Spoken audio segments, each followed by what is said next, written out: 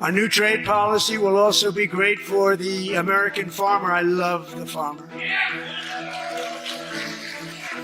Who will now be selling into our home market, the USA, because nobody is going to be able to compete with you. The markets I lost personally, it averaged about between $50,000 and $70,000 a year for 4 years running. Well, roughly $250,000 that I lost under Donald. Our major export commodity, our number one agricultural commodity, is soybean. Soybeans. Data from the American Soybean Association shows the U.S. is losing out on billions of dollars in purchases from China, which spent over $3 billion on soybeans. In the second quarter of 2024, so far has spent $0 this year. The American farmer will benefit greatly from our new trade policy as well. I adore the farmer. Since no one can compete with you, we will now sell in the USA, which is our home market. For 4 years in a row, the markets I lost personally averaged between $50,000 and $70,000 annually. I lost over $4 million under Donald Trump. As you are aware, soybeans are our top agricultural product and our main export. Soybeans.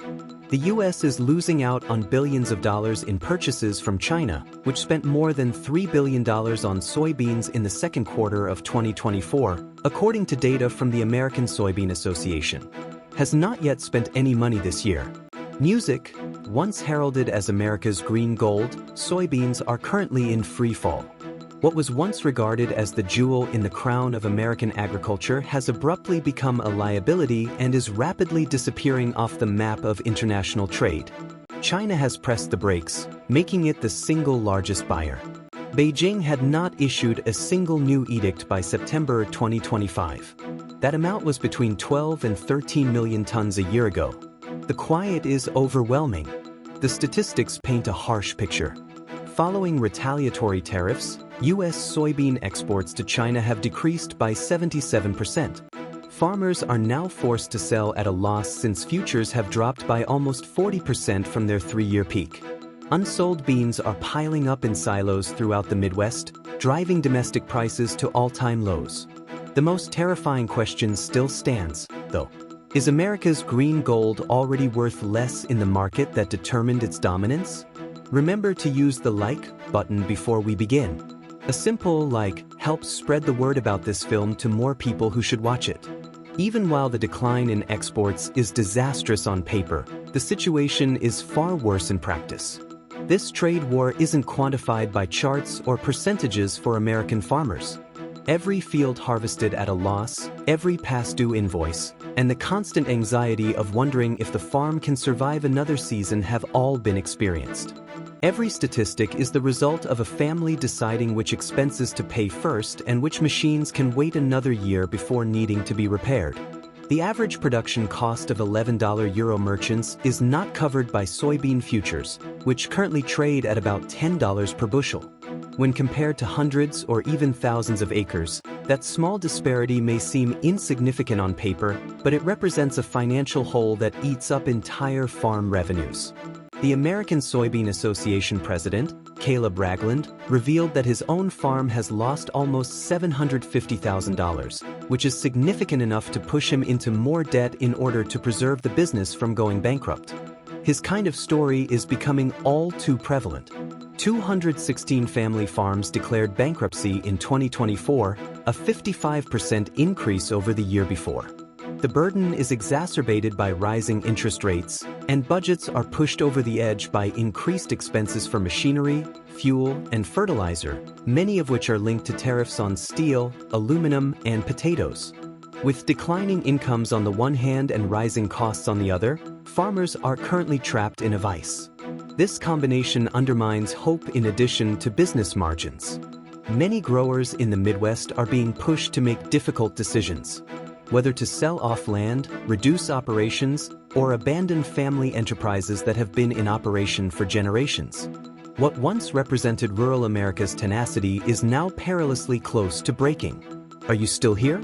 To ensure that you don't miss the next thing, click the subscribe button. Furthermore, declining prices are not the only factor burdening farmers. It originates from the very laws designed to keep people safe. Cheap soybeans, which were once America's competitive advantage, are now a burden too great to bear due to a series of tariffs. The overall tariff rate increased to 20% with an extra 10% charge. Additionally, the effective barrier has increased to about 34% when paired with additional levies. The math became easy for China. U.S. soybeans were now an expensive gamble rather than a deal. A lifeline that previously supported millions of acres was cut off when the biggest buyer in the world essentially disappeared from America's order books. There is precedent for the shock. An estimated $26 to $27 billion were lost in U.S. agriculture between 2018 and 2020, with soybeans accounting for around $20 billion of those losses. The heartland is still scarred by the memories of those years. But there's a darker undertone to what's happening now. Numerous experts contend that this is more than a rerun of the past. The same catastrophe is reoccurring on a larger scale, with even less leeway and fewer prospects for recovery. Others have quickly filled the void left by American farmers who are having difficulty getting established. After years of waiting in the wings, China's changing trade approach has finally clearly benefited Brazil and Argentina. Beijing has subtly shifted its purchasing power southward while Washington is embroiled in tariff disputes. In order to essentially close off one of America's most important markets, Chinese officials have even gone so far as to order importers to stop buying soybeans from the U.S. The outcomes speak for themselves. Brazil accounted for over 71% of China's soybean imports in 2024, compared to just 20% that came from the U.S. 10 years ago, this turnaround would have appeared unimaginable. In 2025, the disparity simply grew worse. China imported more than 42 million tons from Brazil between January and July, while the U.S. only imported 16.5 million tons. A staggering 95% of China's monthly demand was met by South America, which exported an extra 7.4 million tons by October. China has a defined plan.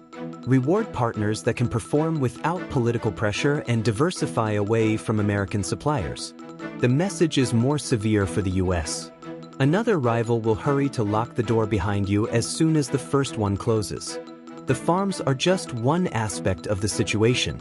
It slashes right at the heart of the American economy. Soybeans are more than just a crop. They serve as a lifeline, supporting entire regions' economic stability, trade balances, and employment. There will be massive repercussions if that chain breaks. Analysts caution that the United States may lose an extra 14 to 16 million tons of exports if China waits until November. In addition to depleting farm revenue, that deficit would have an impact on the transportation, storage, and processing sectors that rely on consistent grain flows. When all associated industries are taken into consideration, agriculture makes up around 18.7% of the U.S. GDP, or $9.5 trillion. More than 231,000 American employment are linked to soybeans alone. A farmer is not the only one hurt by every lost contract. It strains supply chain-related factory shifts, port workers, and truck drivers. History demonstrates the risk. Damages related to soy accounted for about $20 billion in a prior trade war cycle. A recurrence on the current magnitude might trigger a wave of bankruptcies, transforming economic hardship into a rural social crisis characterized by joblessness, abandoned communities, and political turmoil simmering beneath the surface. Even though it is by no means a soybean superpower, Canada has used the current unrest as a warning and a chance to reconsider its agriculture strategy. Canadian farmers were never in a position to oversupply the Chinese market because their production quantities were only a small portion of what the U.S. could produce. Ottawa has purposefully chosen to raise a different question rather than pursuing an unattainable scale. In a world where markets change suddenly, how can a small producer remain resilient? The solution has been a gradual accumulation of protections and progressive regulations. Once a small safety net, agri-stability has grown to cover up to 90% of losses. A sign that the government plans to take on more of the volatility in order to prevent unexpected shocks from forcing family farms to close. In addition, farmers now have more flexibility to invest, refinance, and adjust without being constrained by growing borrowing costs thanks to an additional $1 billion in credit facilities. In addition to reducing risk, these actions instill confidence that the system won't fail its producers in an emergency. Canada has decided to redefine its competitive advantage in addition to providing protection. It has narrowed its focus to sectors where smaller volumes can produce higher margins rather than pursuing bulk commodities exports. This strategy now includes branded processed foods that have the halo of Canadian safety standards, specialty pulses for health-conscious European consumers, and premium pork for Asian markets. Canada increases its position as a reliable provider in markets where dependability is more important than volume and lessens its exposure to fluctuations in commodities prices by integrating its reputation into higher value segments. This subtle reorganization gives a more expansive perspective. Canada views agriculture as a test of long-term sustainability rather than a numerical game. The change demonstrates an understanding that flexibility might be more potent than scale in the era of trade battles. Additionally, Canadian farmers are blazing a trail that, despite its smaller scale, may prove more sustainable in the years to come, whereas American producers are confined by their dependence on a single buyer. The response in Washington has been a well-worn pattern. Write a larger check when markets falter. To lessen the impact on farmers caught in the crossfire, the Trump administration has once again resorted to large aid packages. This playbook has been utilized previously. More than $23 billion was allocated to emergency relief during the previous trade war, a lifeline that many farmers recall as both essential and insufficient. History is now being repeated on a bigger scale. The administration authorized a comprehensive $65 billion program in July 2025 that will be spread out over the following 10 years and will strengthen crop insurance and direct agricultural assistance.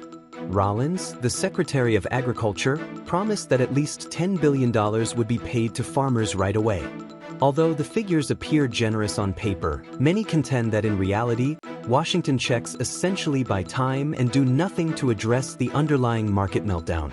The American Soybean Association has made no secret of the situation. Loss of access to China cannot be made up for by subsidies. The White House has been pressured by its leaders to make a diplomatic breakthrough quickly. The road back to regular trade, however, looks hazy at best as negotiations stagnate and retaliatory tariffs persist, leading many to question whether relief funding is really a band-aid solution to a persistent problem. The tale of soybeans is no longer solely one of agriculture. They now serve as a mirror reflecting the decline in American dominance. Soybeans, once a basic crop that brought U.S. power into Beijing's bargaining rooms and a tool of economic diplomacy, today serve as a reminder of just how brittle that clout was. The once open gateway for U.S. exports may be closing permanently as China tightens its clutch of South America.